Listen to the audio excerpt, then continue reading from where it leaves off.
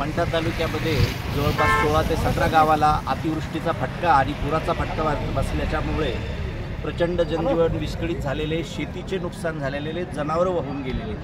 पण हे करत असताना या अतिपुराचं आणि याचं मुख्य केंद्र कुठे आहे याचा शोध अद्याप कलेक्टरांना लागला नाही, ना अद्याप सत्ताधारी आमदारांना लागला नाही, किंवा येऊ घातलेले कृषी मंत्री यांनाही याचा कुठं शोध लागले नाही। फक्त राजकीय हेतूनं प्रेरित आमच्या पाठीमागं आमच्या पक्षाच्या सोबत गावं कुठली राहतात या हेतूने 11 गावामध्ये सगळ्यात कमी नुकसान झालेलं गाव रानमाळा आहे। रानमाळा हे जरी तालुक्यातलं गाव असलं या गावाला सुद्धा मदत मिळणं अपेक्षित आहे।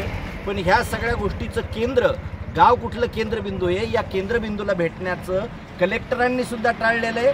आज कृषी मंत्र्यांचा नियोजित दौरा देत आहे त्यांनी सुद्धा टाळलेलं आहे। हे फक्त राजकीय हेतूने चाललेलं आहे। विधानसभा डोळ्यासमोर ठेवून लोक न राहता इथं फक्त मतदार राहतात या हेतूने केलेल्या ह्या कृती आहेत, याचा जाहीर निषेध आम्ही करत आहोत।